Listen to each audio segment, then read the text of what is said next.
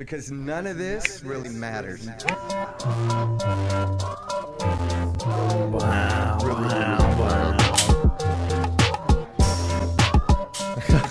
None of They're this probably like, you're recording this all the same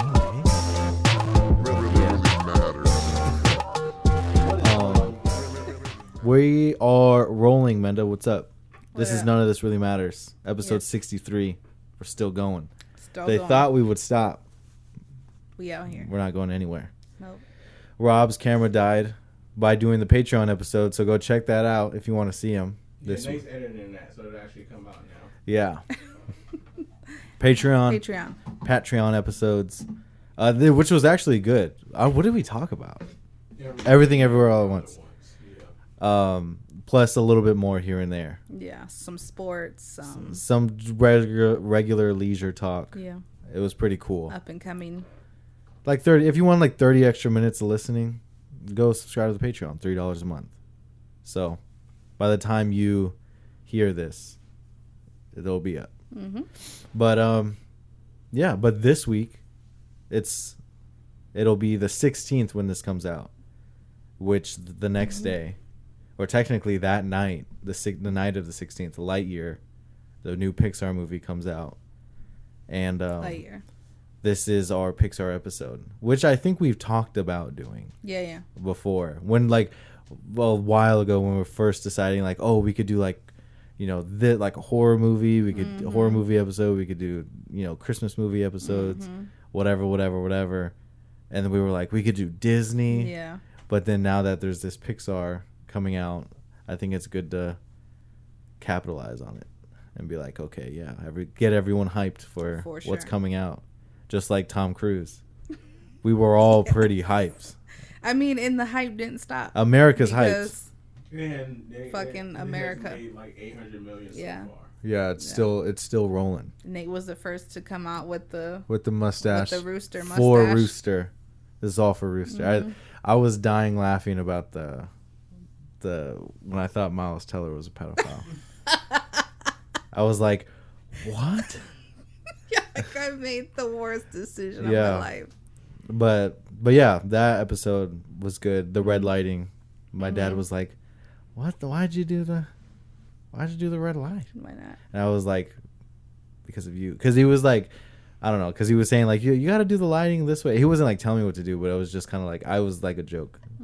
Because we were talking about the new table, the setup of everything, how we're gonna do the lighting. I was just like, you know what? I'm gonna just do all red. See what we have done that before though. We have. We did all blue. The OG. OG episodes. If you know, you know. If you know, you know. That's very like. I would guess no one saw that. No, we still have those videos. But whether they'll get edited or not, we're not even still perfect with the cameras now, but we're getting there. Back then, we were. It was bad. It was bad. There's chunks of video missing. But yeah, we're starting talking about Pixar. And in the Patreon, we talk about new movies again, like coming out, movies we're gonna see that are coming out within the next coming weeks. Yes. Such as like Marcel the Shell, the Elvis movie. I'm gonna I'm gonna be obligated to see it. Yeah, I mean, it's for the pod. I'm gonna see it, probably. Rob probably won't see it, so I'll go see it. I'll go. I'm gonna try to roll my eyes when I'm in there. I'm gonna be like, I'm trying to be It's mainly because I don't like. I'm just not the biggest Elvis fan. I'm not even an Elvis fan, like at all. Not at all. Like I'm not. You said you've never even typed it into Spotify. Yeah, I've never been like, you know what? Today, like I've never been in like an Elvis mood before. Like we're just like, you know what? I'm gonna check out some Elvis. Like never. Right. You're like, Garth Brooks, maybe. Like I'll check out. Before. I've checked out so many like super popular artists where it's just like Parton. I've never really checked out their music and I listen to them. Elvis, that's never happened. You're like Creed. I've heard Dolly Parton before. Whoa. Oh, yeah. That's. I can see it. Whoa. Yeah. It's one of those. That's one of those like. I probably have. Story. Yeah. If she said yeah, I'd be like, it's Dolly Parton, man. Like you gotta do it. It's like, are you kidding me? Put the jersey in the rafters. Like, are we kidding me? This is it. I'm done. The original heavies, dog. Right. That's original like fake heavies. like even. I think hers were real at first, and then she was like, "No, they got to." She was like, we gotta keep it Right. here. I think they said I looked at her up when she was younger. When you talking about somebody who was bad back in the day, Yeah. Dolly Working Parton. 9 to 5. Yeah. Yeah. She been with her same husband for like 35 plus years, 50 Ain't no years. retard. Oh He's my she's rich gosh. and she's still hot. And she's still hot. Yeah. When she started getting plastic surgery, it was like, it's Is there a fucking Dolly over. Parton biopic? That'd be cool. She I know don't you think know so. her estate's waiting for her to die to do that. Oh yeah, Dolly Parton, young boy. Let me see. Yeah. Oh. That's what makes you jay off to her now. You're like, I knew what it was. I knew what That's it was. literally. What movie was that? I think that. Fucking That's My Boy. That's My Boy. Yes. I think that's what you see with a lot of older actors. Like you see Meryl Streep and you're like, she's still bad. But what Sigourney Weaver. But what Susan Sarandon, all of them. You're like, I knew what it was, Tina and it's Turner? still kind of there. Even, like, I know Christy Alley's definitely not now, but I just heard Amanda, like, Christy Alley back in the 80s, like, Look Who's Talking. I Yeah. used to be like, God, I love your face. Like if Meryl Streep were to be like down for the count, you'd be like, Hey. What's up? I'm not saying no. Not at all. Are you kidding me? Like today, I'm not saying no. Yeah. Dolly Parton's also worth How old is- $350 million. I'm knocking that down. Are you kidding me? Oh my gosh. I think That's she did a wild. Playboy She's spread. 76 years old. Oh, Meryl Streep's only 72. She's 5'6". She's got some height on her, a little bit. She be looking good in heels. Yeah. Yeah, Dolly Parton's 76. Susan Sarandon, yes, is a definite another one. What's her name? Sigourney Weaver. No, I'm going for it. fucking Lebowski.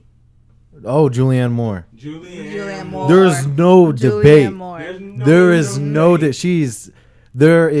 debate. That's a perfect one. Still to this day, To when I see this- her on the screen, I be To the like, yo, I'm like still. I'm gonna knock that down if I ever get a chance. That's one thing I would give up everything. Yeah. Where it's like I don't care. Call me Yeah, fucking Julianne Moore. Don John. Mhm. She's 61. Sign me up. She's only 5'3".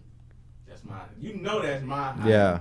Amanda's my favorite height. 5'4" is like, thank God. Yeah. But I'll take a 5'3".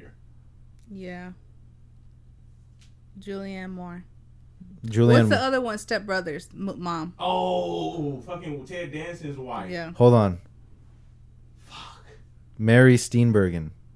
Have you seen her back in the day? Back in the Dizzy, yeah.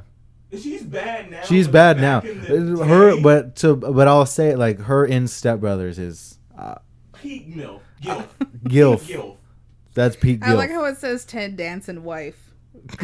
Ted Danson is That's hilarious. her. That's her credit. That's her Yeah. occupation. Aged awesomely too. Very well. Mr. Silver Fox over there. Mary Steenburgen Mm-hmm. or Steenburgen. Mary Steenburgen. Yeah. Bergen. 25 Super years jealous. married. Did you look her up young?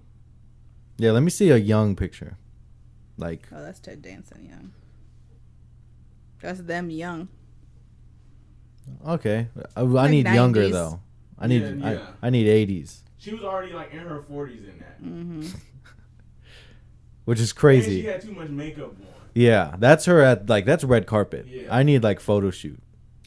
Right. Because there's one I remember. It was like almost black and white, I think. She was just kind of like looking at the camera. Let me see. Let me see if I can find a young version.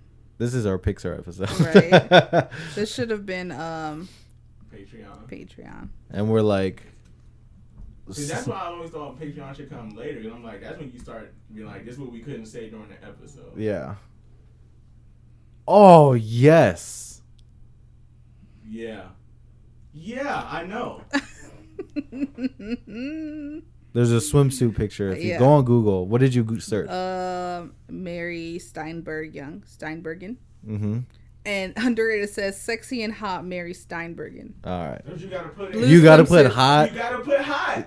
If you don't put hot in Google, you're not gonna find the ones you're looking for. You gotta put. She always had them things out too. Yeah. She had them things. She had them. Yeah. Heavy. So, yeah, she's Mary Steenburgen. yeah. Another one. And she's aged better. Because there's this picture I'm looking at her now. I'm like, damn. Even now, she was in Nightmare Alley, and I'm like, there she is. Yep. But yeah, Pixar. Pixar. Sigourney Weaver was in Pixar. Finding Dory. She was the voice. She was in Finding Dory. Yeah, she was like the little where they The like do announcement voice. announcement voice thing. Because she said, hi, I'm Sigourney Weaver. Yeah. Remember she said that? Hi, I'm Sigourney Weaver. Welcome to blah blah blah. They need to make Sigourney Weaver a GPS thing. I would. Because you know they have Morgan Freeman. They'd be some creeps in there like. Yeah. In Avatar, she can be in Avatar. Yes. Oh, you know who was great in Everything Everywhere Is she gonna- All at Once? Who? Michelle Yeoh. No. Yeah, She's her. hot. You know what I'm trying to say? We're talking about old white women. Jamie Lee Curtis. Yes. Thank you. But she was looking And crazy. She was Yeah. like, that's how I really look. She was like, this is really me. She's like, wait. When she did the body thing, I was like, that's hilarious. That was funny. Jamie Lee Curtis in Halloween. Yeah. Come on now. Yes. H2O, Jamie Lee Curtis. Her return to Woo! the Halloween When franchise. she had the shortcut. That was her. That was like her breakout shortcut, and I was like, damn. Yeah. Right, because What's we up, watched Jamie? Freaky Friday. And I told you that. If I you was watch- like, She's Freaky still- Friday. Holes. Sigourney Weaver in Holes. Yes. Sigourney Weaver. And I'm all. like, yeah, when she's ooh. painting her nails. Mhm. I'm like, You know she's in fucking Daredevil. she You know, is. She's She's in a lot of shit. because she's a part of the Hand. She's like the head lady of the Hand, and she knows fucking karate in this movie, in this show. There's fucking Sigourney Weaver going against Electra Nachios, and she's just one hand behind her back, like foop foop foop foop foop foop, like blocking every move. I was like, this is the greatest Marvel show that's ever existed. Before Moon Knight came out, She I was is. like, this is the greatest. She's gonna be in all the Avatar movies. Yeah, the next Avatar. Yeah, She has to be. She's gonna be in 2, 3, 4, 5. she was in Ghostbusters Afterlife. Yeah, she's in all the new ones. Mm-hmm. The female ones. And obviously all the That alien remake movies. was good. She's also in the Stranger original. Things, Yeah, that was was good. a good one. The girl one wasn't bad. I don't know why I got such a bad. I thought it was. She's not funny. in all the Ghostbusters movies though. She's in the original and the new one. The Yeah. the reboot. the reboot. The reboot where that was actually. She's oh my god, Sigourney Weaver in Ghostbusters? Oh, The OG? yeah, OG. with the thing when it was flailing. Alright. Gozer. Now we gotta move on, Menda. We have to Drink move some on. water, everybody. You ever get it? Calm down. She's the key. She's the gatekeeper, and he was the key master. Yeah. Bong. Bing bong. Key gate. Hold lock. Bong. That's So Finding Dory. Oh Okay. yeah, I forgot. alright, so are we doing top fives right away? We Or can do the- top 5. You got a top five? Yeah. What about let's first start off your connection with Pixar, your history My of Pixar, history with your Pixar? childhood, your teens, your 20s, all of it. Pixar. How has it went along with your life? It's pretty prominent because even when I was older, so like 14, Mm-hmm. you were watching movies Yeah. heavy from Pixar. That coming was out. like Incredibles. Yeah. So like early 2000s and things like that. Yeah. Max. What? It's dead? No. And that's be it's not sure it has to be connected. Oh, connected to the internet? Yes. Okay. Can't do that right now. Wait till later. Hold Play a on. game. Go in I this room. can't. Go play Minecraft on Xbox. Go play on, yeah. Minecraft. And It's we're back. yeah. So yeah, like early 2000s Pixar, like Incredibles, Cars, all of that. Yeah. Like I remember watching it. Yeah. Cars was like 07. Yeah, like early Mm-hmm. because you were like super heavy into. Yeah, that was my shit. Like, I know that, like, 2002, 2003 was, like, Finding Nemo. Mm-hmm. And then, like, I want to say 04, 05 was Incredibles. Mm-hmm. 2007 was, like, Cars. I was heavy into Yeah, all of that. All of them, yeah. And Ratatouille. Mm-hmm. I saw Ratatouille in theaters. That was, like, So- my one Pixar movie in theaters. My first Pixar movie in theaters, I should say. Yeah, so we had all those on DVD. Yeah, Watched all of them. all the time. And then after that, soon there was only a little short break before I had Zoe, and then we were into Yeah, you guys were into, you know, every single movie. That every came Disney out. one. Yeah, Because I mean, it's always been like Disney Pixar, but like until Disney bought Pixar, Mm-hmm. there was like Inside Out and Brave. Monsters Inc. Yeah, the Monsters University, all the sequels. I forget about all the sequels. Monsters Toy Story. University, the Toy Story 4. Mm-hmm. Because I'm trying to think past 2012. Pixar. Like, Pixar started in 1974, and they bought a 2-story garage from the Vanderbilt Whitney estate in New Wow. York. So they started out with, not a lot. Nothing. I mean, coming from, if they bought it from the Vanderbilts, that 2-story garage was somewhere nice. Oh. The Vanderbilts are old, like pre-New York money. They Yeah. $15 million to start this shit back in 1974. Wow. $15 million. $15 million? What is that now? Like 40? A lot. A lot. He just believed in it. You're right. First one Alexander Schur. out the block. Toy Story. 1995. 95 that was? I thought it was earlier. 95 And Toy then Story. A Bug's Life. 98. They were on a roll. They had no misses. 99. Toy Story 2. Monsters Inc. 2001.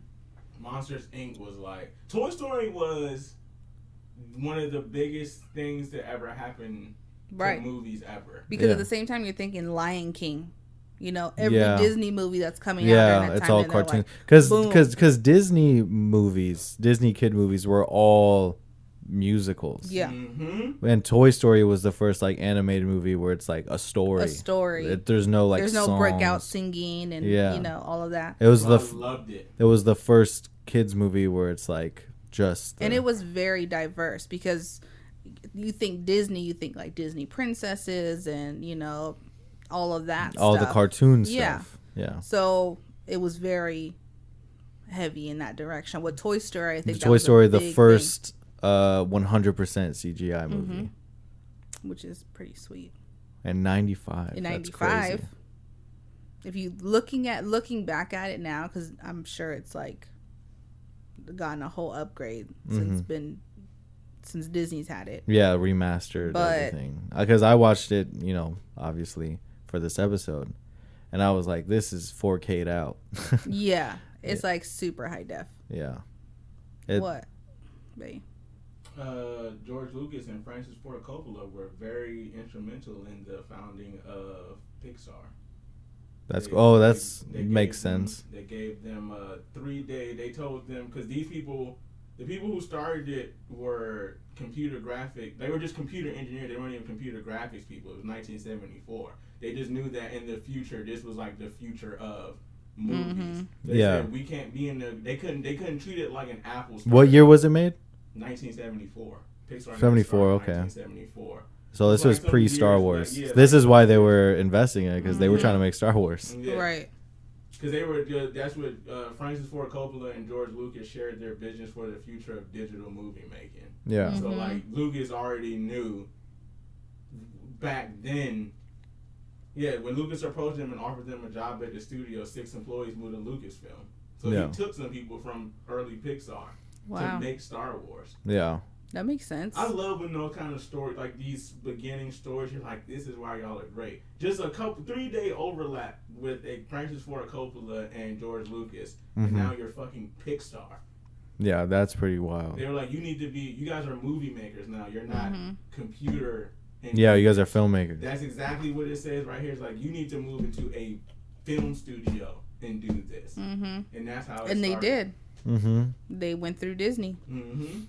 Well, Lucasfilms, yeah. Lucas started that. Lucasfilms is the original. He was the one who started getting them investors. He's the one who started that's smart. a lot of their, because he knew that shit was gonna take off. And he probably still is reaping For sure. money from that. Because all the people, I remember the break. I'm sure every man remembers Disney buying Lucasfilms, and knowing that all the employees from Lucasfilms are still gonna do all the creative work with Star Wars bigger still. Fucking budget now. And it's like, it was so cool. You're like, holy shit! Like, Star Wars is Disney now.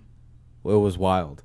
I remember like, what? And then people were like making fun, like, oh, Star Wars is gonna be this, Star Wars is gonna be that. But it's still cool. They put out That's what so pissed much. them off about Nana. They're like, you Disney-fied it. And it's like, because it's for children. Yeah. Right. Of course they Disney-fied it. It's Right. for kids. Yeah. It's Star Wars. Right, which is crazy that the more animated version is for like adults. Yeah, because the Star Wars, the Clone Wars. That story, that's why 7, 8, and 9 are just fucking 1, 2, and 3 all over it. Yeah. Yeah. They're all the same thing 3 times. Yeah. Like, yeah, for sure. That's the same movie. Yeah, they're like, let's take this with new. Because characters. George Lucas was never the best filmmaker, like director. He was always great at like conceiving stories and like concepts. Like, he was always really great. That's why he created Indiana Jones and created like these great fucking movies with Steven Spielberg was always the great filmmaker. Right. Yeah. And so it was always George Lucas writing these scripts. That's why when you see them His together, imagination oh is my like, god. That's what I love about. I love anybody who's imagined. None of us here know how to like create a world. He's filling in blanks right now. You got the Obi-Wan thing out right now. I started that. It's good. It's so good. I was like, you fucking Ewan. it was so good. You guys see Benny Safdie in the first episode? He was what was he, a security guard? He was the Jedi in the first episode. He's the one that got hung from the bridge. Oh shit! No, I didn't see it. That was like, it was in the first episode. He was like barely in. He was like, I was fucking in it though. Yeah, that's I was in it. when he died, and I was like, oh fuck. But you know what? Those people grew up on Star Wars. Yeah. You're like, I'm famous now. You don't even have to pay me. I just want. I want to be in wanna be this. in it. Yeah.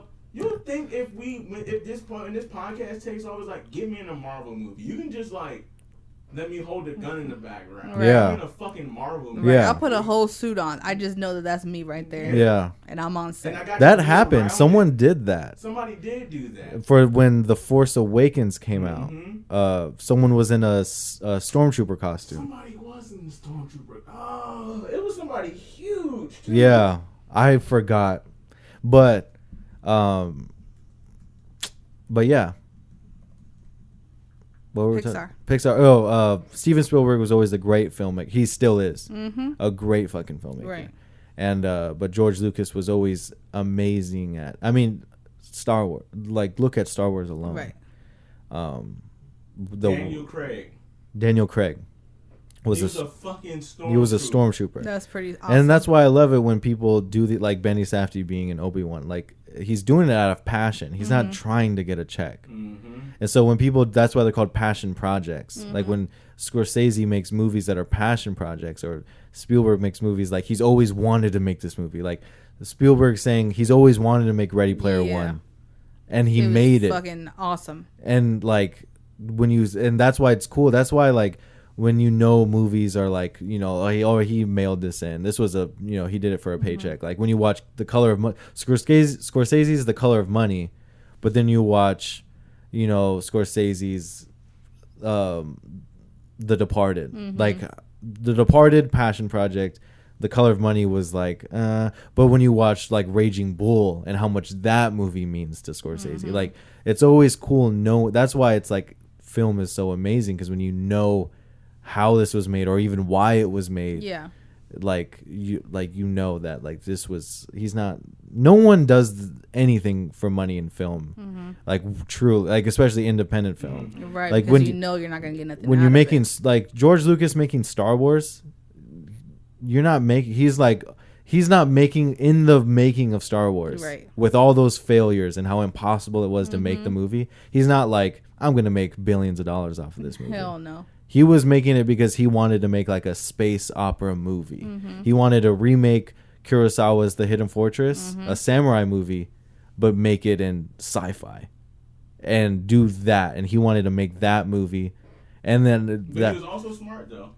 he was. But he knew, because he knew that he was like, yeah, you guys can have, because I think he let them have all of the ticket sales, I think, or the box office. He was like, you can keep all the box office, just give me merchandising. Yeah. That was like, oh, That's so the you businessman know- in him. That's the Exactly. businessman. But I'm talking about the making of the movie. Yeah. When you're Yeah. filming. When you're filming and you have to like budget for all of this stuff and like you know When you're making like locations. yeah, and all when of you're that. making things out of passion and Yeah. detail and everything, like it's just You it's had a vision you and he can went when you for it, can yeah. feel it. Yeah. When you feel like, oh, he cares about what he made, Mm-hmm. and when you want, because you could watch new movies now and be like, no one gave a shit while making this movie. You know what I mean? Oh yeah, there's plenty, Yeah, there's a lot. plenty. Or like they just make it into like a series and put it on Netflix or something like that, where it's just like, I'm not really trying to. So that's why it's hard to find those that are on streaming kind of thing. So And it's so saturated. You don't. It's like, do I waste my time or do I just like go for it and just? and that's why when you see all these Pixar movies and you see the same people on like every other movie, it's like very cool to see. Right.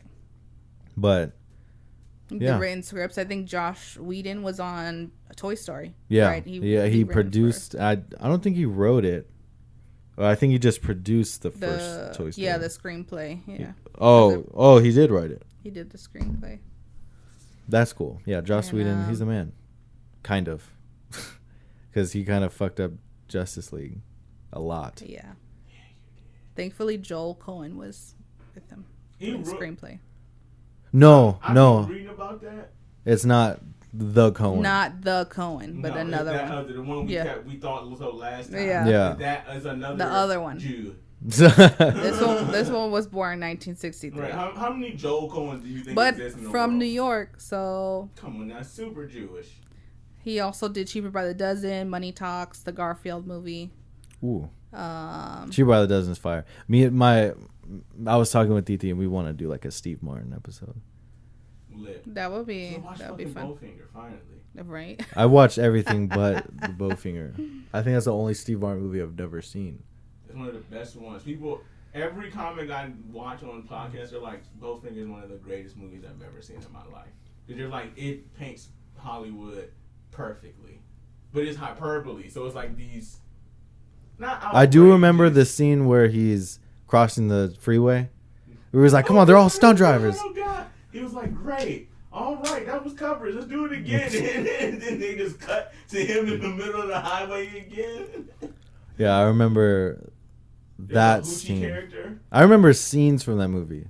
I'll have to like rewatch. Like I'll have to Yeah. watch it. You'll though. have to watch the whole thing. Yeah. And it's making fun of like turn of the century Hollywood, like late 90s, early 2000s. So a lot of the tropes that they play upon are like newer tropes to Hollywood, where Steve Martin is encapsulating like that old Hollywood, but he's dealing with all these young fucking like actors and actresses. Right. And Those stuff. people who are like, oh, I'm moving to Hollywood to be a movie star. Mm-hmm. Those people. And he's already been beaten down by Yeah. Hollywood, like just got his ass whooped already Mhm. for 30 years, as most people do when they go there. That's the sad part of it. Like most people fail when they go to Hollywood. Like Yeah. 90% of people, 95%, or you end up like an accountant in an accountant department for the Yeah. studio. Mm-hmm. And you're like, you know, I used to do this and this and this with this person. You're like, yeah, I don't care. Fuck you. What are you But doing right now? let's get into our top 5 Pixar movies. Okay. Top 5. Number 5 for you, Amanda. Number 5. Before we say all this, I went like a different route just so we wouldn't have the same list. You know what I mean? Like I kind of like, you know what? I'm gonna like I didn't like deliberately just do curveballs all the way, But like mine's might be a little different from yours, but we'll see. Okay. It might be the same, but I have like some different ones that I don't think would be in a lot of people's top 5. But go. Okay. So prepare yourself. So I had 6 because I couldn't really like. You had 6. I have like 7. Yeah, But I got my top 5, but I have like 2 very honorable mentions. But do your number 5. And then before we say number 1, we'll do honorable mentions. Okay. Number 5 was Inside Out. Oh, really? Yeah. Go. Great movie. Seen it like 1,000,000 times because of Zoe. Yeah. When did that come out? Like 2015, I want to say 2016. I think 2016 it came out for sure. But what about it? 2015. With Zoe? Yeah, so we watched it like a lot of times, and it was great to watch something that had to do with like emotions and, you know, growing up. And this was like the puberty before turning red was just like boom in your face, you know? So that kind of thing. And it took on the role of like the animation inside. That was fun. And then like the family outside. Yeah. Kind of like Osmosis Jones, but it was all animated. Uh-huh. You know? Yeah, Inside Out. Also crying moment. Never seen it. That's the only one I didn't watch was Inside Out.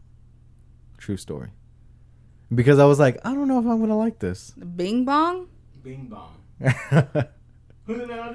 Bing Bong, Bing Bong.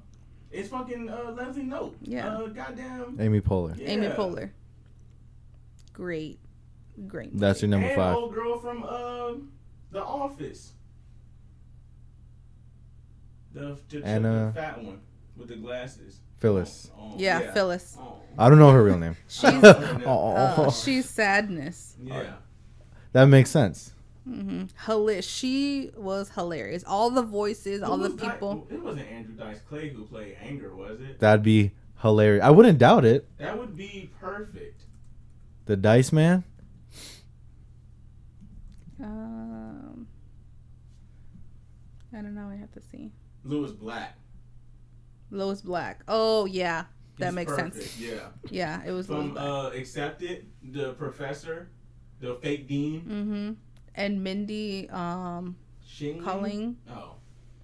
She was Mindy Kaling. Kaling. Disgust, which was perfect for her personality. Yep. And they picked that casting. Oh, Louis Black is perfect. Louis Black is the perfect yeller for that. Because he projects, he doesn't yell. Right. And then Bill Hader. Bill Hader. Perfect. The funniest. The funniest. Hilarious. I will say the funniest comedy actor ever. The funniest SNL member ever. I wouldn't say that. But, you know what I mean? You can, like, it just, because it's Bill Hader. So you just hear it in his voice because he's fear. Because he does voices. Yeah. So, and he's like, everything is like, just very, and they have like a bad dream or like a nightmare. Yeah. And he just like wakes up and is like freaking out. It's like the perfect version of him. So it was great. It's a great movie and does it resonate? Yeah, for sure. Like, it gives not even a child, but more of even a parent's point of view of like your child is changing constantly.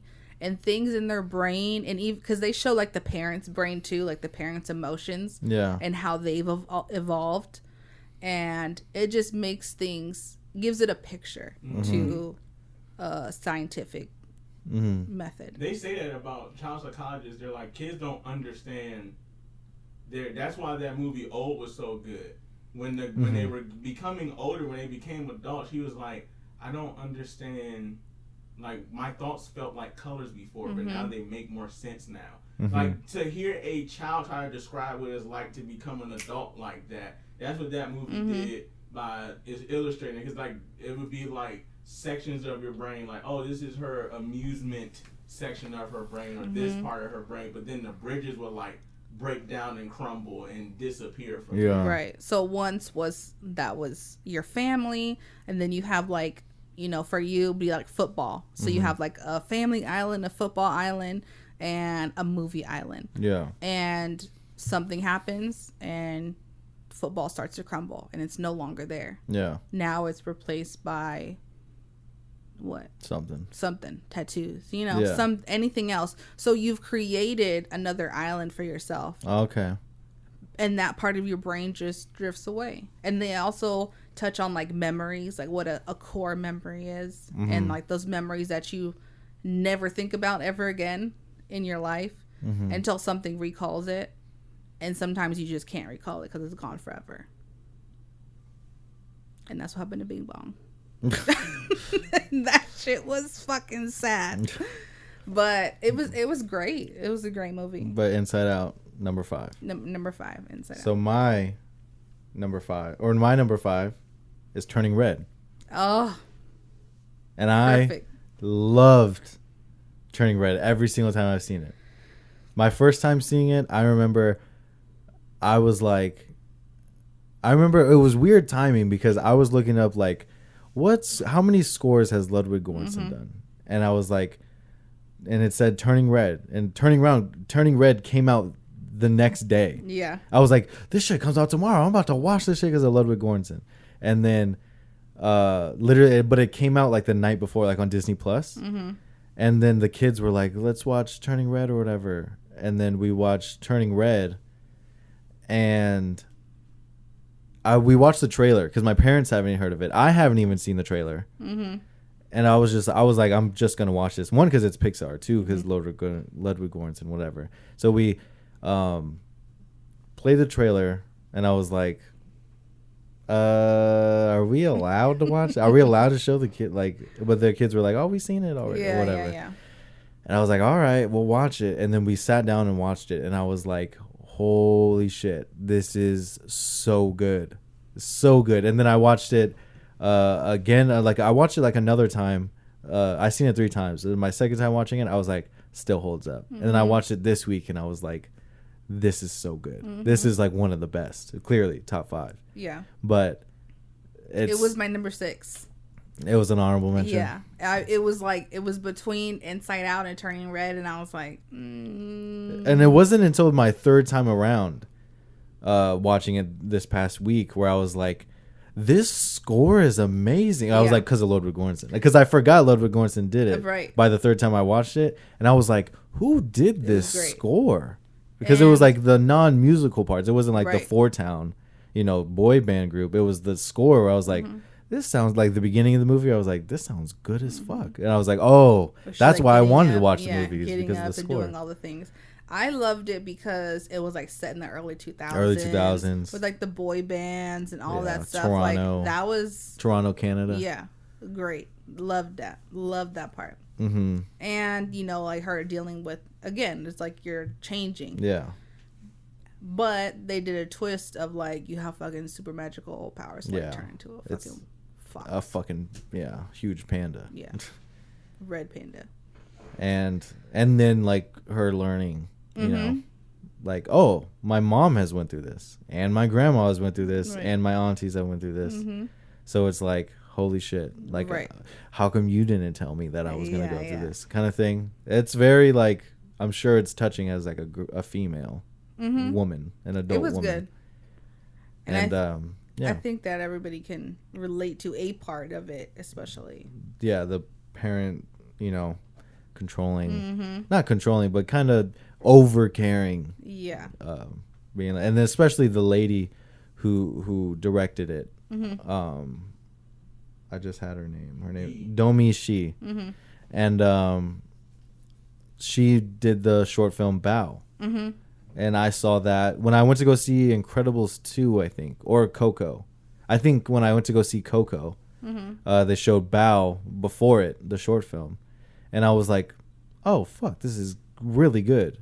And then Pete Docter, the guy who made Soul, he made a lot of Pixar movies. But Pete Docter told Domishi to, like, he saw Bao and was like, I think you can go darker. Like the first cut of Bao, and it was like Pete Docter was like, you think you could go darker? And then Domishi was like, I wanted to, but I didn't think they would allow.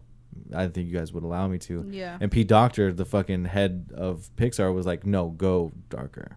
And so because that concept of like, have you seen Bao? It was like a short film basically about a parent like overcaring, whatever. Okay. And like that human primal nature of just like that thought of like you care about something so much that you're willing to like eat, because it's about a dumpling. Mm-hmm. And she eats the dumpling, which is like a metaphor for being her kid, her son. Mm-hmm. She cares about the dumpling, eats it just so it won't go anywhere. You know what I mean? Like that feeling of like, I want to just like You're gonna smother it. Just so nothing, it won't go anywhere. Nothing will affect it at all. And that short film, powerful. I think it won an Oscar for best animated short film. But Bao was great. And then she ended up obviously like 3 years later making Turning Red, which is like autobiographical for her, she said, where it's like she's a lot Canadian. And she's like, a lot of that is real, that whole story. I can see that. That's pretty awesome to know that, but it's still a good movie. In the first female directed Pixar movie. It was great. So it's pretty cool for like, it's a good women. I love the Four Town like boy band. The Billie Eilish. She was like Billie Eilish and Phineas did all the songs or whatever. I'm never not on your mind. Those songs are catchy as fuck. Yeah. Oh my god, the kids. Literally, they watched it probably 10 times in one day. Not even joking. That movie is good. It was just like on replay. I'm never not by your side. That was like, and it's surprisingly, it was the boys that wanted to watch it more than Zoe did. Yeah. And then I know Zoe Max finally got into it. Yeah. Yeah, I know Max was like, Turning Red, I want to watch Turning Red. Or no, he was saying like Panda. Like Red Panda. And, but yeah. He's like, Turning Red, movie. my number 5. Amazing. And you go. Number 4. Number 4. Let me see what I have. If we have any overlapping, I'll let you know. Number 4. I put Monster University. Monsters University. All right. I never seen that one. Not even Monster University. Okay. Why? So I put Monster University because one is better than Monsters Inc. I mean, I liked Monsters Inc. But so Monsters Inc. isn't in your top 5? No. Okay. But okay, go on. Why? Just Monsters University. Yeah. I mean, I guess it would be like one and the same. Yeah, but I like the take of like them going to college and like the whole prequel. The whole prequel setting of it was way more interesting and just because one, it was like 10 years later, but it was, I don't know, it was just more exciting. Yeah. More exciting to me. And I love the backstory of them being like, weren't even friends. Like they didn't even fucking know each other. And it was just like Sully was like the alpha jock guy who was like, oh, my dad was a scarer, so of course I'm gonna be a scarer. And he got into like the fraternity and all nepotiz. Yeah. And then Mike, he was like the super nerd, like, I'm going to go to scare school. Or is it still Billy Crystal and John Goodman? Yeah. So he's like, I'm gonna go to this Monster University. I'm gonna become a scarer, and he's like very, very book smart. Yeah. But Sully's like, I just really like Monsters Inc. And the scene where Mike was at Billy Crystal like did stand up by the bed was hilarious. The funniest scene in any Pixar movie. And it's just a great. He's like, I'll be here all week. That shit was so funny. It's a great, just a great like fun story. It's super fun. They do like the scare game, so there's like little challenges and stuff. So it's like very college oriented. Yeah, that's cool. And they have like they end up becoming like they put all the losers together. You know, it's Revenge of the Nerds, but with Monsters Inc. Yeah, that's cool. That's exactly what it is. So the dude even acts just like the blonde. They do a toga party. They act just like the dude from Revenge. Of That's the Nerds. cool. That's cool. I'll accept that. So it's enjoyable. Like I'll be like, you want to watch Monsters University? Like let's put it on. Yeah. So that's cool. Yeah, no Blu-ray. Number 4. My number 4 is Up. Okay. And because I just watched that yesterday, first time in a while, and obviously it's known for the opening sequence, whatever.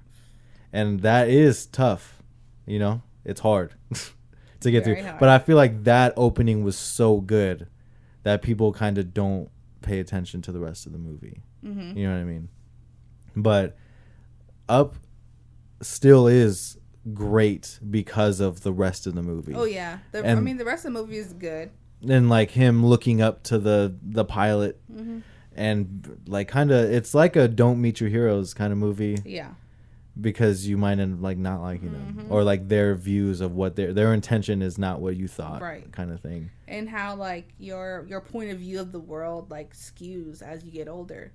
He's like, I fucking hate everybody and everything, and I'm gonna. And that's so good because like because his wife passed away, and the whole like, oh, we're gonna go to the falls and live there, and that's gonna be that's always been their goal, but they had to, go at the piggy bank, the savings, to like pay for medical bills, pay for this, pay for that. It had to be like all of that, the house, the miscarriage, the everything, and he was so like in grief of like everything they didn't do, right?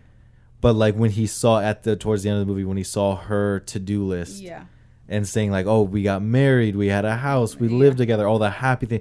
Because he was so focused on everything they didn't get to do together. But really, she was focusing on everything they were doing. And like him flipping that switch. And I was almost going to cry because me and Tatiana watched all of them together. And that I was almost going to cry of the part where he was throwing out the record player. He was throwing out everything so there would be no weight in the house. So when he was like, basically the symbolism of him throwing away all this old shit, just so he can be able to go on this new adventure with the kid, was like, I was like, that's genius. Genius sequence. Everything about Up was so touching, and I was like, this movie is great. Even with the kid, what's the kid's name? I forgot. Wow. The kid's name was Russell.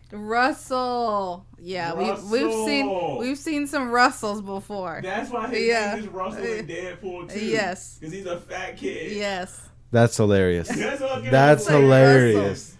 I didn't even connect that. That's some Deadpool shit. You know that's why they did it. It's hilarious. That's hilarious. He's like, all right, Russell. But yeah, Up was great. It's a good movie. And then like with the dogs, and like the dogs can speak and all of that, and then like the fucking big ass bird. Kevin, the big peacock thing, whatever. The dodo bird. It was like a fake fictional, but it was like a mix of like a toucan, peacock, whatever. Ostrich. Yeah. Thing. But yeah, it was a good movie. It was great. Yeah. Sad, but it's one of those like, as you get older, you have to see as a child sees in order to like find it's very joy in life. It's very colorful movie. Like all the balloons, like all the certain sequences, great. It is like there's some where I'm like, that looks beautiful. Some of the like imagery, I'm like, that looks so good. But yeah, it's a great touching movie. So your number 3, Toy Story 4. Number 4.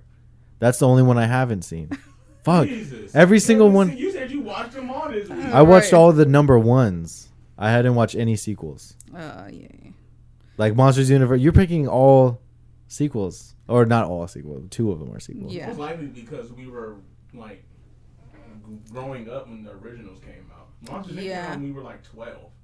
Yeah. So like we liked it, but we weren't like. I was actively fighting against liking it because I was. 12. But what about? Yeah, you're like, I'm just gonna watch it from the table. Like, you can watch it if you want. Yeah, you can watch it if you want. Go ahead, put it on.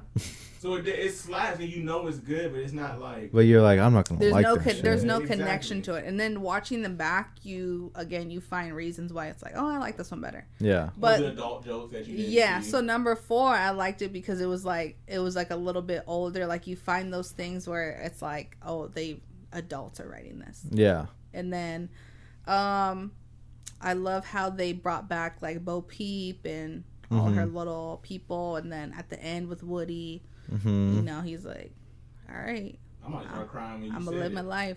Mm-hmm. I'm gonna start crying right now. And it's like Woody is such a good character. Yeah. And then it was like Buzz and Woody. It's like,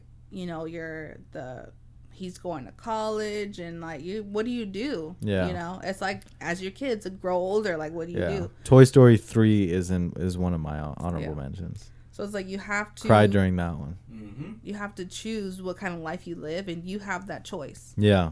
Because Woody, like if you followed every single Toy Story, what Woody goes through, so much change. Yeah. And how much he has to accept all of it. But how much he doesn't want to at first. But Woody is such a like the first Toy crazy Story is like good you character. are the center of this person, his life, the little boy. Mm-hmm. Perfect thing for somebody who's not letting go, like a cowboy versus a space ranger. Yeah. Yeah. It's like perfect symbolism. Like I'm a cowboy. Mm-hmm. We don't change. Mm-hmm. Mm-hmm. And then he becomes, and then the kid gets introduced to Buzz, and it's like, this is the fucking shit this is right the here. shit right here. It was like when you found out about Power Rangers. Mm-hmm. You're like, Right. I'd much rather play with like G.I. Joe. Because that's what Buzz was modeled after. It was like G.I. Joe. Like the 12-inch action figures, like the bad. Right. Like, He could fucking like, it beeps and all these lights and sounds. And yeah. it The shoots karate chop. things. Yeah. Karate chop action, baby. The helmet popped up backwards, and it was like Woody is just had like a pull string. The pull string. And that was it. Mm-hmm. The helmet pop up. And when you got the actual toy, which I did obviously, you're like, no, this is like, It's a real And the shit. wings. this is crazy. The wings would pop out. Once you got the toy and you got Buzz, you're like, yeah, this is shitting on a Power Ranger toy where the head flips out of the chest. You're just shitting on that. Yeah. So I liked it. And when he gave away his voice box Mm-hmm. to the baby, the little baby doll, she like was gonna kill him for it, with her little creepy dolls. The OG Toy Story. Mm-hmm. So it was great. good. And then like how Bo Peep, she's like, I'm fucking out here, like I'm just living my life. Mm-hmm. I'm on the streets with my little sheep. Yeah. We on this playground. Yeah. Toy Story 3 with Lotso as like the villain was terrifying. Where I was like genuinely like, this isn't good. Like they're in trouble. Because he was like a real villain, the purple bear guy. Cause he was like, you ain't seen what I've seen. But that's the same thing. It's like someone who can't cope with life changing and moving on, and he has to like beat everyone else around him down because he's like, nah, fuck this. Yeah. I'm gonna live. Yeah, he's like Like a forcing. king. Yeah. Yeah.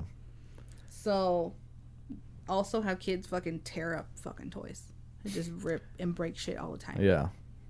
Like The you're worst. a fucking monster, literally. Like, Yeah.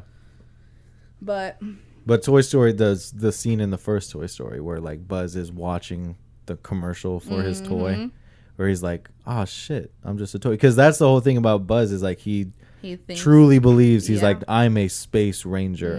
My mission is whatever." right, which is awesome that they're going into Lightyear because that's really like That's what he's based on. where this is coming from and how he perceived this whole life when he came Yeah. out the box. Then he programmed. It's like a small soldier. That's what he's programmed with. Because Backstory.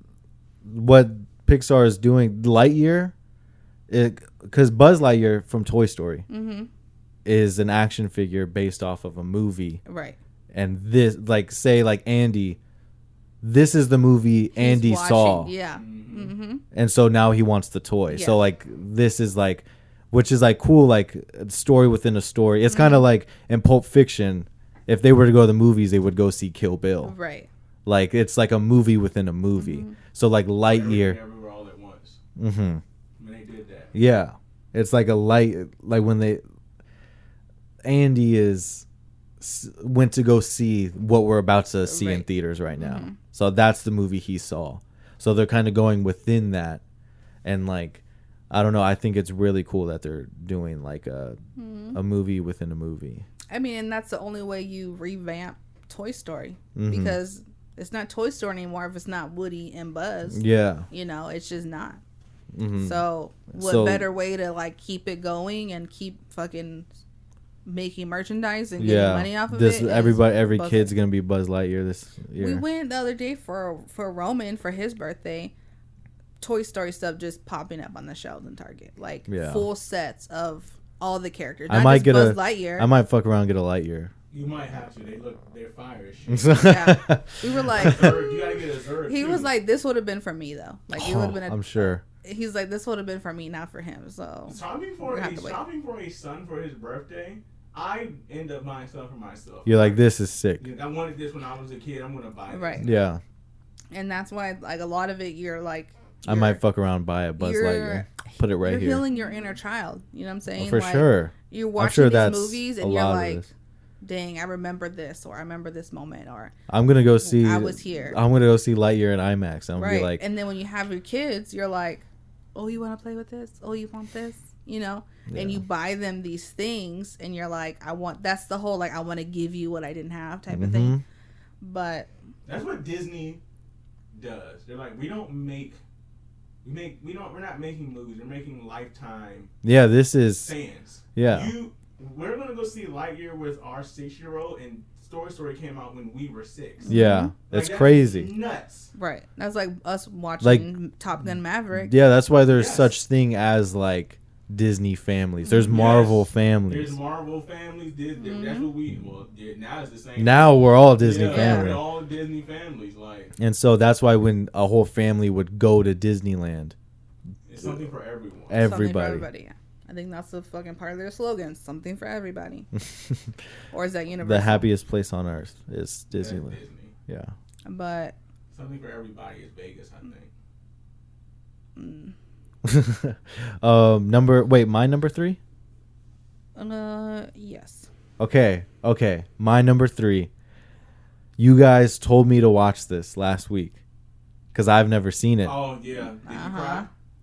I watched Onward. Okay. He's about to cry. I'm tearing up. He's about to cry right now. I'm tearing up. So I've only cried before a week ago. I've only cried to 3 movies. Mm-hmm. I've cried to Her with Joaquin Phoenix. Mm-hmm. I've cried to The Florida Project. Yeah. And I cried to Blue Bayou. And then I watched Onward. A tear. That's my number 2, by the way. So let's get that. Okay, let's get out. Number 2 is Onward. Onward. I was starting crying right now. Onward was so good. Onward is good. It just fucking hit so hard. Mm-hmm. And like as someone who likes fantasy, you know, loved it. That's why I loved it. They didn't stray away from it. It was very much a part of this. Yeah. And like the rule, like the whole Dungeons and Dragons type game they had, and loved it. It's like they made fun of Dungeons and Dragons, even though you live in a world with that's what it is. Stranger Things. Yes. Pretty much. It's like if the characters in Dungeons and Dragons, it's like Dungeons and Dragons the movie. But they're playing the game. But these are real people. These are real things from like mythological times. There's real shit. Yeah. Like there hasn't been dragons for millions of years. It doesn't exist, dude. Like what are you talking about? Yeah. You know, you have a literal magic wand. There's a horse centaur that pulled you over. Yeah. Exactly. And they are elves. Like little fairies. Yes, they are elves. Yeah, it's like it's magic is such a normal, but they were like using toasters. But because that's the thing, it's like magic wasn't a thing anymore. It was. They knew that it was real. They were like, well, we just stopped once the microwave came. Right. You know what came to my mind is like people using film to shoot movies, and now a digital camera came out. It was a lot of. You could put any of those kind of anything things like that, like to switch from records to CD or something. Anything like streaming to even CD to streaming. Yes, exactly. Like there's so much you could place into that, but what came to my mind like film and digital, like. You talk about and there's a magic, right? There's a magic that is so simple. Like when the fairies, there's a magic in listening to. You can fucking fly. Like why are you on the fucking little the motorcycles? bikers? Yeah. Because the older brother. Perfect casting. Chris Pratt.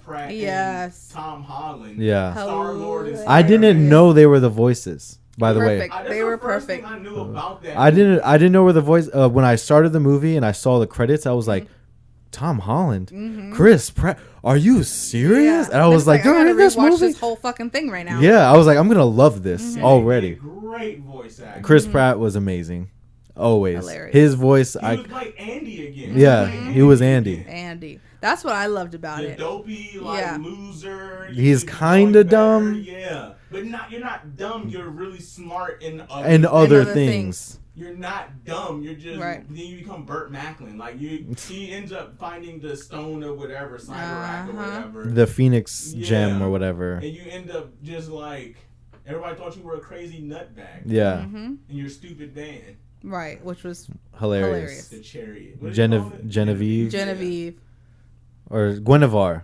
It's Guinevere. Guinevere. It's Guinevere because I remember the license plate said Guinevere, and then he got Guinevere the second at the end. Yep, It was that movie. Onward, I cried real tears. Literally real tears, and because of like the whole brother and father, like The father thing. Oh The my brother thing, I God. was like, that's for Nate and Chris. But the father thing, That's where I the cried older at. Brother Yeah. was like, I was like, that's for me. That's So where- I was like, you need to go talk to dad, not me. I didn't know him like that. Yeah. I started bawling right there. right. I was like, that's me and Jasmine. I was like, that's me and my sister. Like, I know my dad. You don't know him, so you get to go. Yeah, like you had memories with Dad. Yes. Yeah. I just knew he existed. Right. So So when they- they did like the foot tapping thing, I was like, I'm already, it's already there. I'm here. I'm with you. And Damn. then you never hear what they say. They talk to each other. And he just hugs them.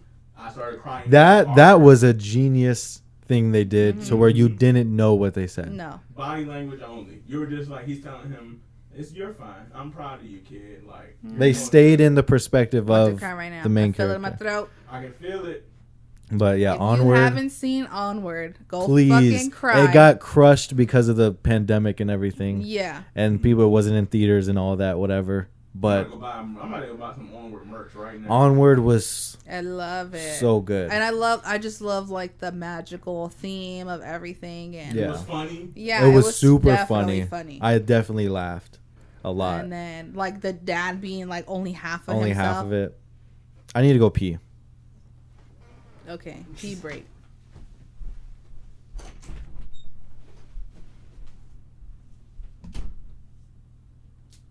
Thank God the camera's off. Then I can move around.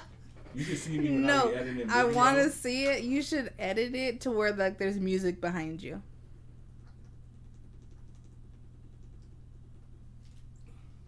They wouldn't know what that's from. They never see me adjusting myself. No, Because I always cut it out. it would be funny for me.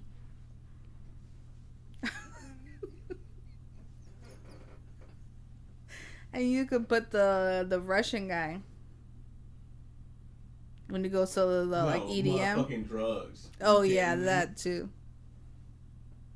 But I can feel it in my ankle. Like once I pop, when you're in here, it's gonna be like, You need to go to that joint chiropractor place. babe, we're not going to a chain chiropractor. Do you What know other how- chiropractor place are you gonna go? Any other one? Any other doctor's office where they're Yeah, a okay. doctor of chiropractic. You don't go to a chain chiropractor. Are you kidding me? You don't think that It's they're like going to- actual That's like going to chiropractors? Supercuts. That's the equivalent of that. That's like, oh, I'm going to go to Supercuts. Okay, I can't. Yeah, you see what I'm saying? Yeah, they're chiropractors, but yeah, they're barbers, but you probably just graduated and you need a job. What for are we your talking resume. about?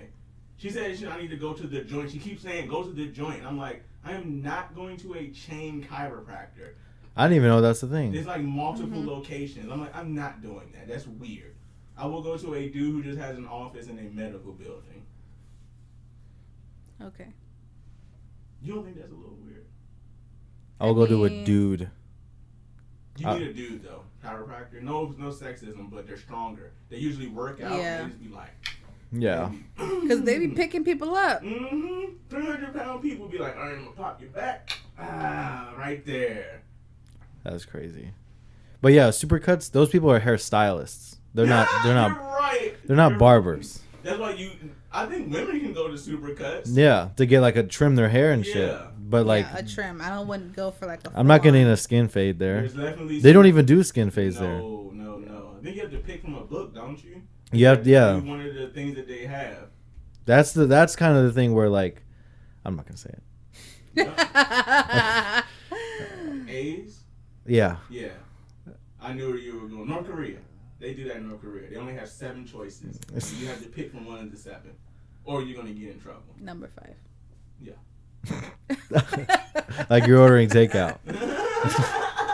Hey now. All right. Okay, so Onward was my number 2. Onward was your number 2. Yeah. So you would be going next. So my number 2 is Luca. Okay.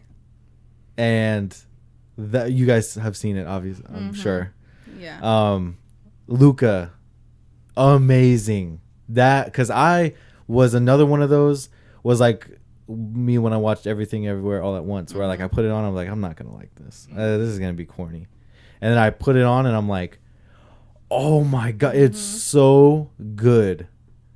Because of like, there's not a lot of movies that have made me cry, but I didn't cry to this, but there's only one other movie that I can think of that made me like gasp, where I'm watching and I'm like, like with the twists and turns. Parasite was the only other movie to make me go like, holy shit, to like where I'm like, oh my god. That's a lot.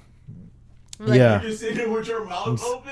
Yeah. You're like, oh no. This happened? When they're racing and then it starts fucking raining. When it starts raining, you're like, oh no. And then the guy, when the friend comes, Alberto comes with the umbrella, and then he gets hit and the umbrella falls and then he turns into the, you're like, oh my god. And you're like, what is he gonna do? And like he picks him up anyways, and like the Talk whole about a fucking rider though.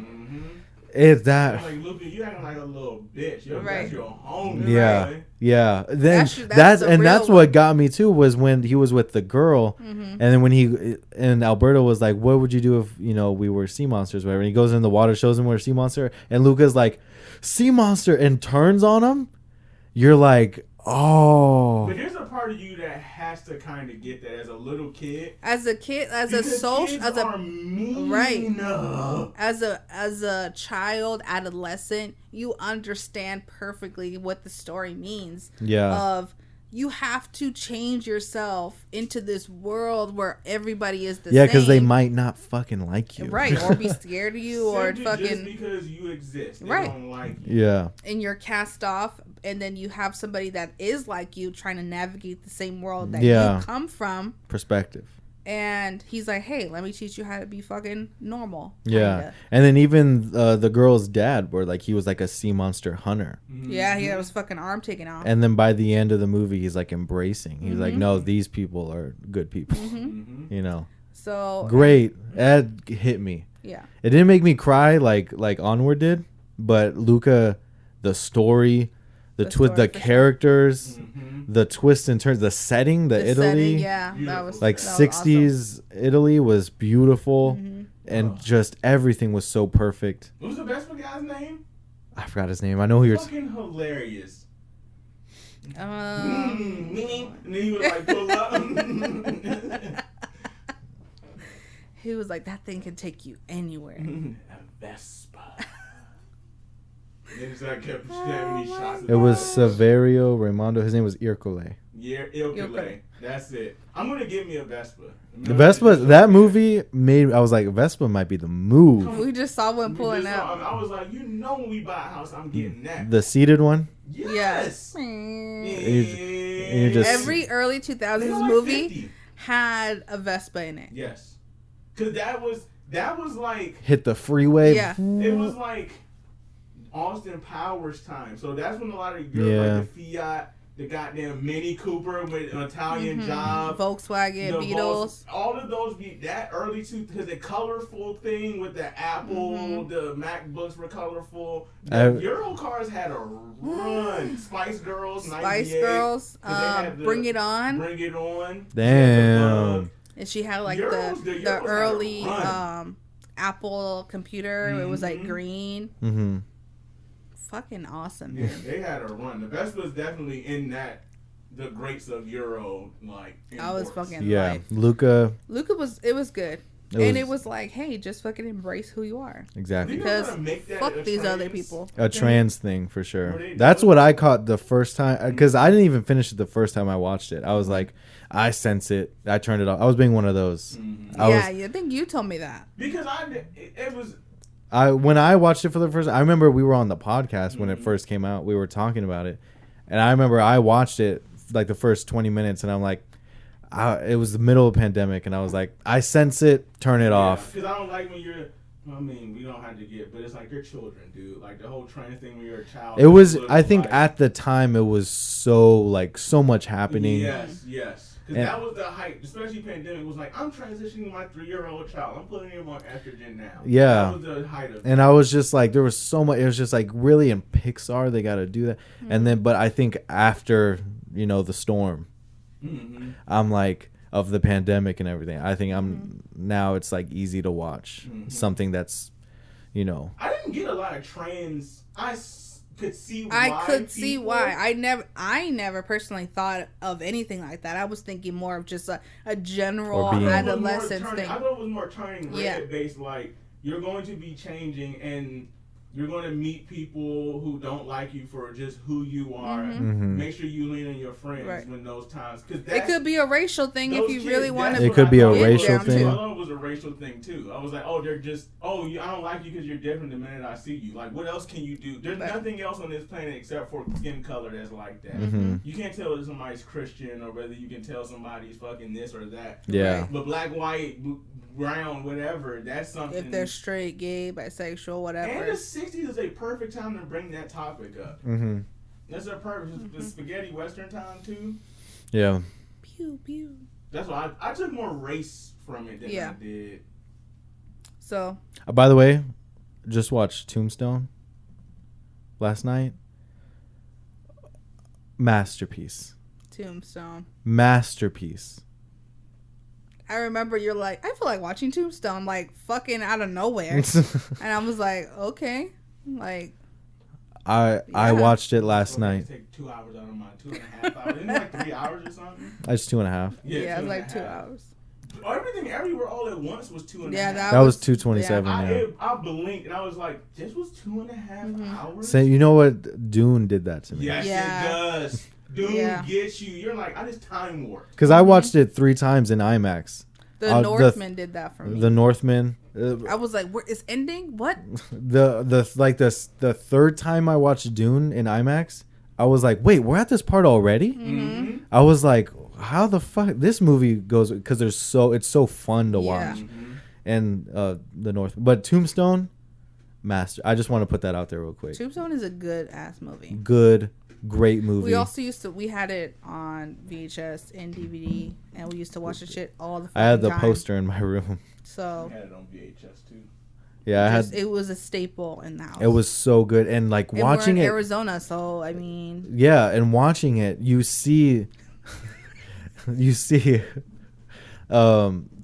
like watching Tombstone, the most historically accurate movie ever, and like the way we live here, the way the sun hits the ground, the way the sun hits people's faces here is so different than anywhere else. So when you watch, the movie was made in the 90s. So when you watch this movie, you're like, that's exactly how it looks. That's exactly how sunlight looks here. You could see the same mountains. You can see, and like, it's such visiting Tombstone.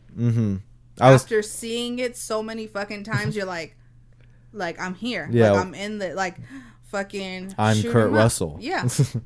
Yeah. Like, let's do this. Yeah, it's Tombstone is a filmmaking masterpiece. It's great. The costumes. They got that fucking place we went to on a field trip. It's the Pioneer thing. The Pioneer thing. That reminded me when we did. It was like that time, like the old chapel, 1800s. The fucking dude, early 1900s. One of the tombstones said killed by his daughter's husband or something like that. That was the Wild West. It's like, yeah, we're gonna say who killed him too. Yeah, we're gonna say how they died. It's like like, Yeah, there's But this motherfucker even on in the blast. movie, there's like the tombstone, the actual tombstones that say, like, oh, he was shot 4 times, no more, no less. I was like, that's so badass. It's so, that place was like amazing. And it's crazy that I'm like, you go over the mountains, and y'all have that here in Arizona. It's like, you go over outside of the city, and like, these are all the original buildings from right, like the 1800s. fucking The wagon haunted wheel saloons. trail and all that shit is still there. It's just a fucking city built around it.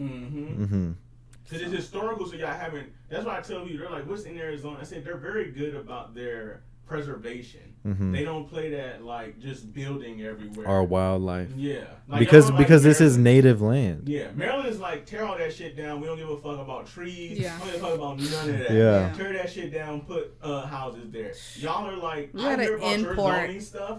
It takes years here to get. Yeah, anything because of if the Native Americans own it still, or if it's of historical significance. or y'all, preserved. and y'all just don't play that. Y'all love beauty here. You're like, you're not building super high buildings. You're not making this New York. You're not about to come here and put a fucking bobble car that whatever that building is in Dubai. You're not about to come here and build none of that shit.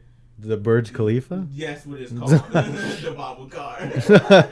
Fucking, but that's what I love about Phoenix. I'm like, I love seeing American states that are like, we're beautiful. Like, that's our call to fame. We have to fucking like go to Grand Canyon. Sedona. Go to Sedona and tell me you want somebody to tear that. One shit of the up. most spiritual cities in the country. I lived in Washington, but the way that sun hits those trees, that green is the greenest green you'll ever see in your life. There's no other green you'll see like that. And I lived in an evergreen state. And I'm like, nah, this is different, boy. These are real nigga trees. These are by the desert, dog. These are real nigga trees. Yeah, but watching Tombstone, I was like, this is filmmaking. Like, this is pure cinema. Val Kilmer. So good. I love every single, and Kurt Russell actually growing out that mustache. Yeah, you're that like, shit's real. Ooh, That shit is real. Ooh, where's that at for me, bruh? That's why he was perfect for Hateful Eight. Perfect. Yeah. When he was in Hateful Eight, I was like, oh, it makes perfect sense. Who else would you have? The Hangman.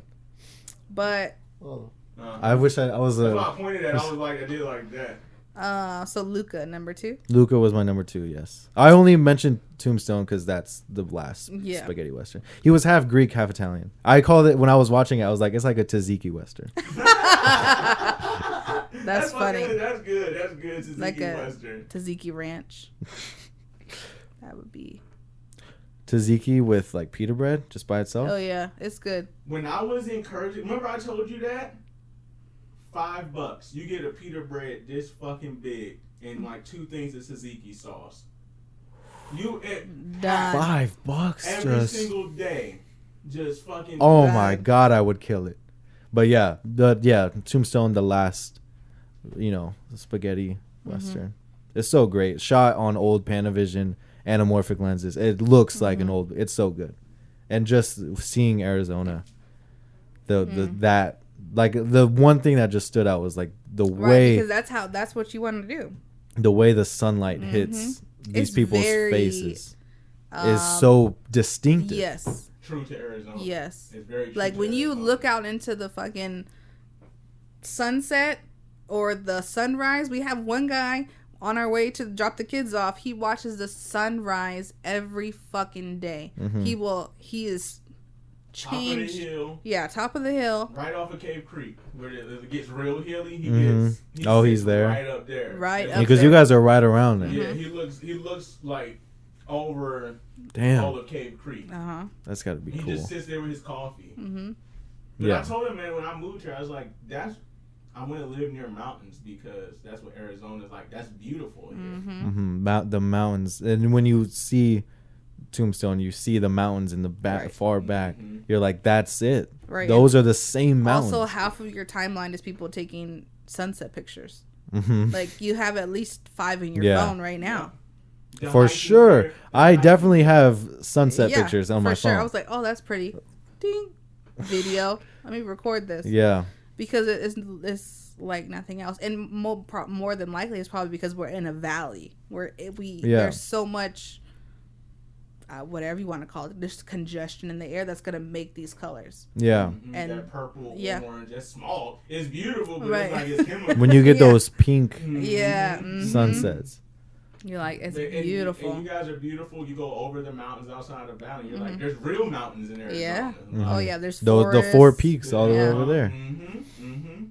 Beautiful state. When you drive up near like all the way in Scottsdale and you see the four peaks over there, you're like, that's Going to Fountain Hills. gorgeous. Drive through Fountain Hills. That's a different kind of valley. That's like green and lush. You're like, what the fuck like is Apache happening? Junction. You're like, damn, it's desert out here. Yeah. Like when Like they have like we went to that like coal miners restaurant. Yeah. They had like all the copper. I went to Jerome before, and that's that's like minor town. Yeah, that's the one where there's a haunted restaurant or something like that. I think I ate there. That shit. I think I ate there. I always thought Jerome was cool. I was like, that's the blackest city in America. Jerome is beautiful. It's like, what? Jerome is like nothing but mountains. Like Jerome is mountains. Yeah. It's like New River area, isn't it? Don't ask me. It's like, what is that? Northwest of here. So that's like New River. Mm-hmm. It's beautiful. Arizona's a beautiful state. Yeah. Watching Tombstone is the costumes, the set designs, everything is perfect. My dad's favorite movie. Before he passed, that's what he watched. Tombstone every single night. It's one of the best westerns ever. It's been a really long time since I've seen it. I was gonna say it's been a while since I've seen the movie, but I can still remember. But watching it like with all the knowledge that I have now. Oh, I'm sure it's way different now. Yeah. And because that's why like I've seen movies when I was like 12, 13, 14, but like I need to rewatch them because like Young Guns and Young Guns 2 and all that. Like I was listening to a podcast where someone said they watched Young Guns and they didn't know it was a true story, where they were like, oh, this was actually like Billy the Kid and like these were real people. Like I forgot. Was it Two Bears? I want to say it was Two I feel Bears. like it was Bert that said like that. Some Bert. Yeah. Whereas like that was a true story. Like, You know who yeah. knows a lot about that kind of stuff is Morrow. Really? Knows a lot about, because obviously Mexico had a lot to do with the cowboy Fucking history Alamo and all that shit. a good Western. If Morrow listens, right? Yeah, absolutely. If Shout he's out Morrow. shout out Morrow, but if he's seen Bone Tomahawk with Kurt Russell, of course, Bone Tomahawk, it's like a Western horror movie. And it's very violent, like brutal, because it's a Western horror where like these cowboys, sheriffs get trapped in like a Native American, thing. And basically they're being like tortured and like hunted by these Native Americans and they're getting like killed by them. It's a great fucking Western horror, which you don't see a lot of those Western horrors, but What movie? it's called Bone Tomahawk. It's a Western horror. I gotta see that. It's crazy. That sounds Yeah. great. It's wild as fuck. It's violent as fuck. Has to be. It's great. Westerns are violent. Fucking Django. Yeah. Yeah. But anyways, sorry. My number 2 was Luca. Your number 1. My number 1 was Soul.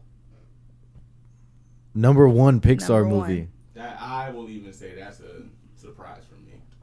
I wouldn't put that shit at Number 1 was Not Soul. shit. I wouldn't put that at number 1. And I think only because having it come out now, like when you're 30 and you're like, That I can see that. damn, Good what the point. fuck is Good going on point. with my life? Yeah, you're talking to grown-ups in that Yeah. movie. Yeah, that's not a kids movie. It's That not movie is not a kids movie. like the kids watched it and they thought That's it was funny. That's the because- only reason it's not in my top 5 is because it's not a kids movie. Yeah. Is that the first Pixar movie where they're like, nah, this is for the This kids. is for the This is for the y'all who've been growing up. Yeah. this is for the 30-year-olds. people with kids. Yeah. This is for And 30-year-olds. that shit hit like, whew. I was like, damn. What the fuck Because is my I purpose? think I saw it before you did, right?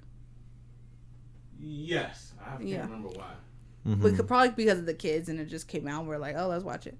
Yeah, that's what I did. I watched Yeah. it I watched it with my parents. But then I was like, oh, we this all just came watched out. it Watch again it. together and I was like, it just hits every time. Mm-hmm. You're just like you feel it completely, like you're just immersed in his thoughts and how he feels and how like for sure how he's dealing with life, and even how the little new soul is trying to figure out like this ain't it. Mm-hmm.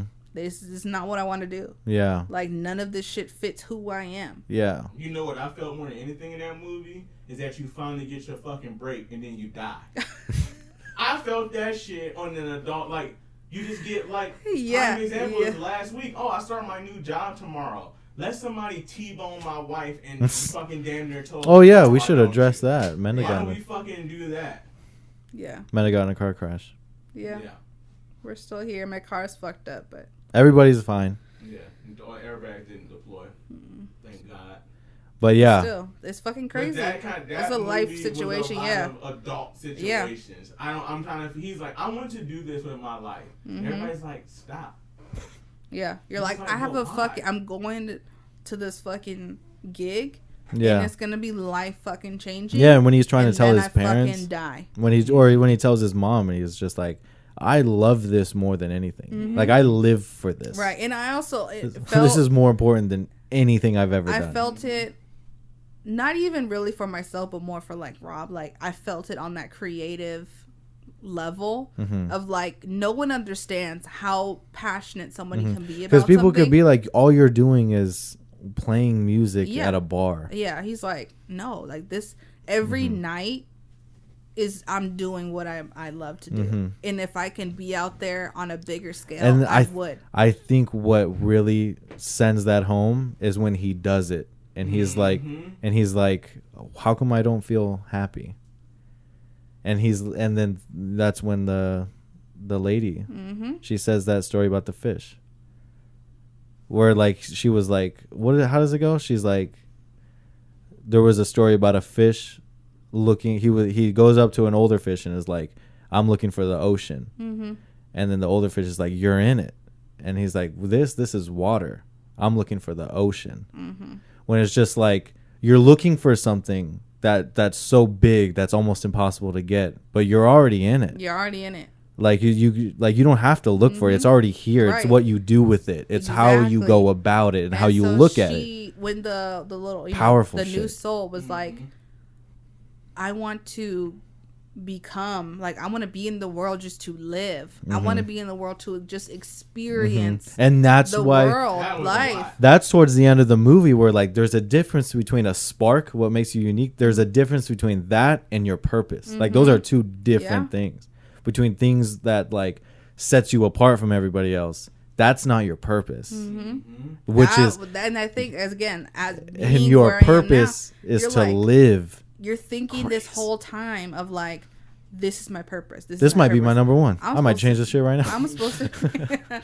I'm supposed to be like. I'm supposed to be doing music. I'm supposed to be doing this. I'm supposed to be a mom. I'm supposed to be wife. This is my life. No, my purpose is to heal somebody. My purpose is to teach somebody. My purpose is to lead these kids. Exactly. My purpose is so wrapped up in my own ego.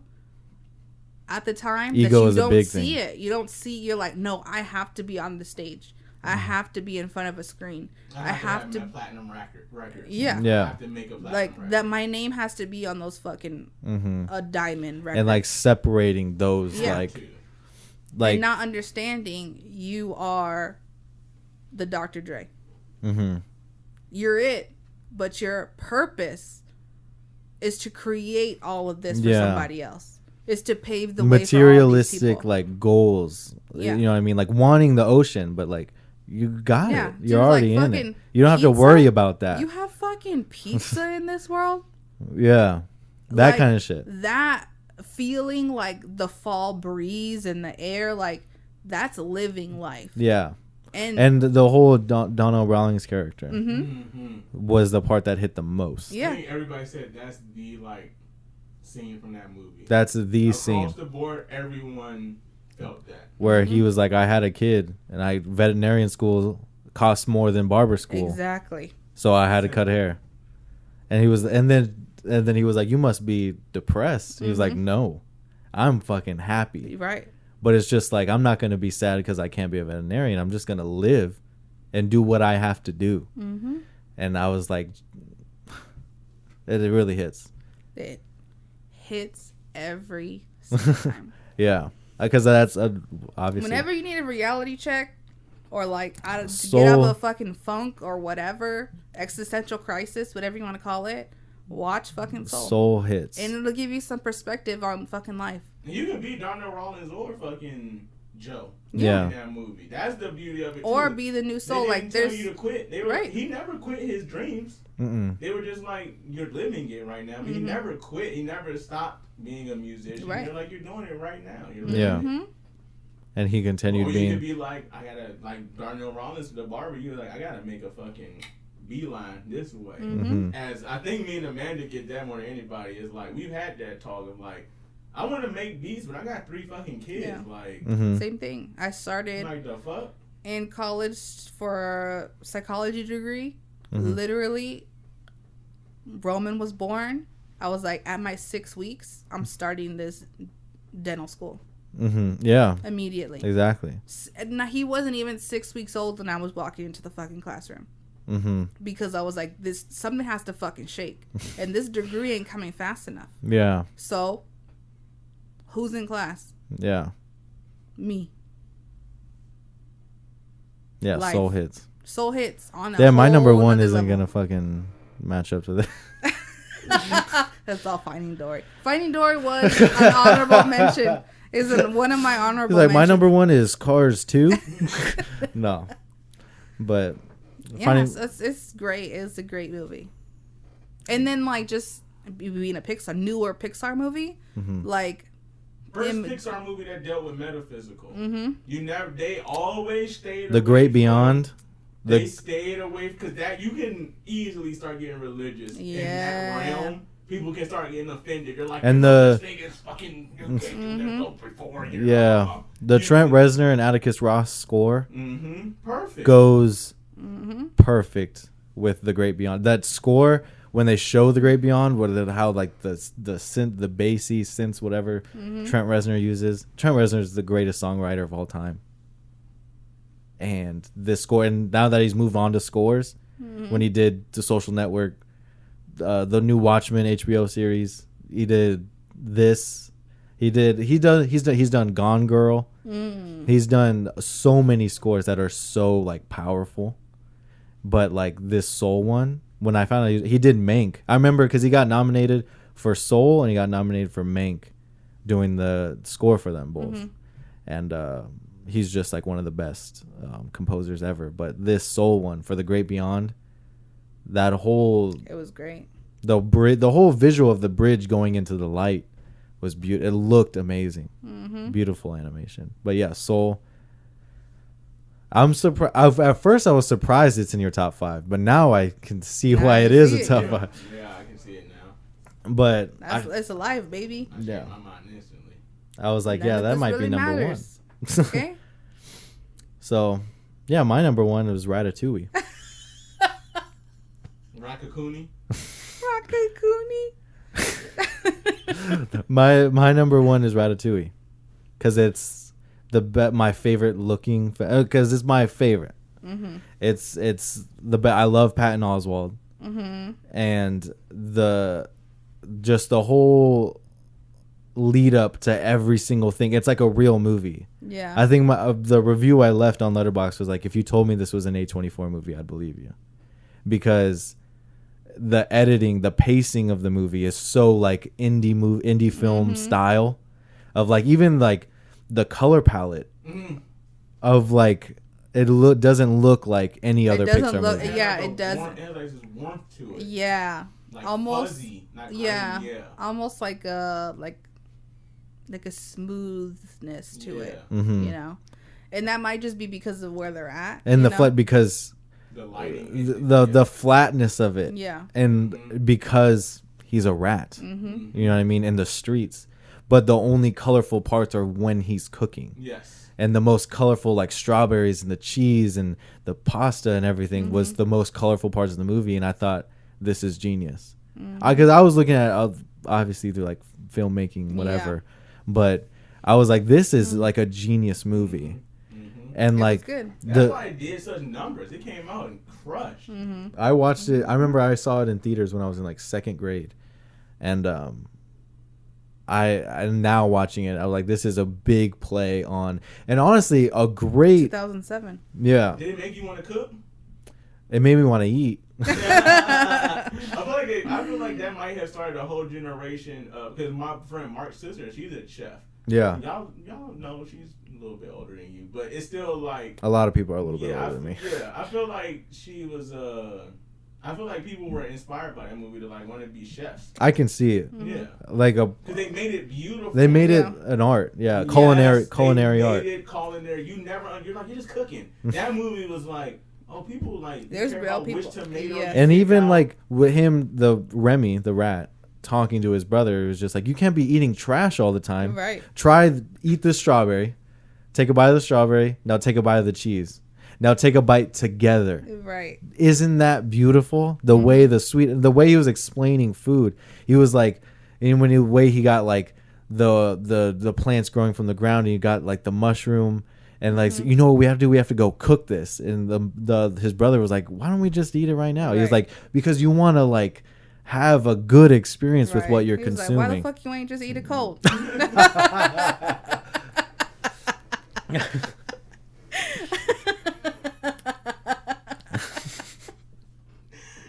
love those memes.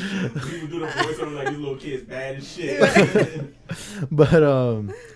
But yeah, like Ratatouille was so good, and it's that monologue at the end from the guy who played the food critic reviewer was a great monologue. It was a definite play on film critics, on how like their job relies on other people's jobs, and how like you have to be self-aware of what you're doing, actively doing, because of like the effort and attention and artistic expression in cooking. A food critic has to be well aware that someone else, this is someone else's experience, life experience into making this food. And you have to take that into consideration every time you have an opinion on something. Right. And so I thought it was a very great conclusion at the end of the movie. And then also at the end of the movie, they opened their own restaurant. I was like, that's sick. Like, it was just a cool ending. But I really loved Ratatouille. It made me feel the best.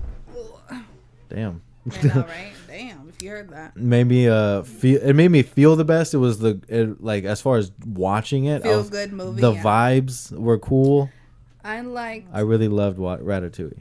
Loved it. My favorite Pixar. I could throw it on and just watch it. Like, it's cool. It's great. I remember you asking the kids, like, you guys want to watch Ratatouille? And they're like, fuck no.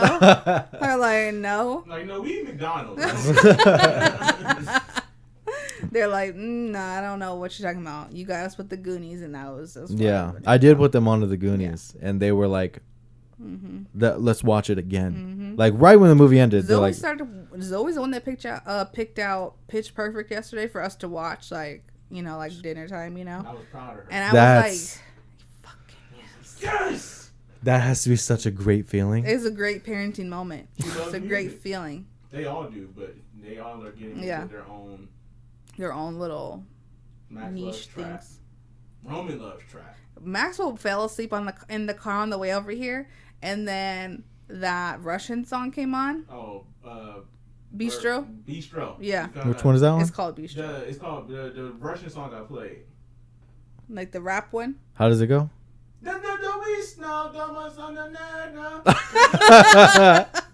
He woke up to that. He was like this. He woke up and he was like shaking his shoulders. It was hilarious. I was like, he's really feeling it. That's crazy. That's gonna be. Yeah. That's what Ratatouille is. I like that because that's what we try to do with the kids. Like, what's your passion? Like, how do we foster that now? You may change your mind, but so what? Right, and also the fact that, like if you pick something and like we'll fucking do it. That's that's how I view like having a kid. Just be like, what do you like right now? Yeah. Let's go. Let's do it.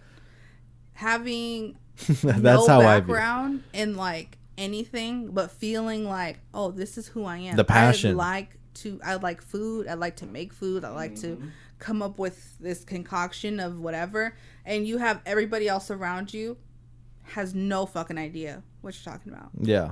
And exactly. you have to be the one to be like, no, like, I'm going to go out there and I'm going to find it. Like that Sommelier movie where he's like, it's about a black family and he's like, I want to be a sommelier. Oh yeah. And his parents are like, no, just fucking like work out our store. Like just, and he's like, no, like I want to be a sommelier. And he fucking goes broke and does all these things and he becomes like a waiter in a restaurant just to like be around wine and just for the experience, and he ends up becoming a sommelier over these fucking, you know, what is that from? I don't know what the movie's called. I remember the movie. But it's old buddy too from so yeah, just feeling like if you want to do it, like no matter what, even if your family is, like doesn't, because the rat family like was like, just fucking, you're not gonna live with rats, us, bro. Like eat the fucking garbage. Yeah. He's like, no, I will not be eating fucking trash. Yeah, he's like, I know better. I know what I want, and I know like how to get it. Right. Fucking. And then by the end of the movie, he had his whole family put on. Yes. He was like, isn't this shit good? Exactly. Uncorked. That's what it's called. It's what is his name? I'm going to say it. He was in. You know why I know him? Because him and Steph were in The Get Down. He was in The Get Down. Oh.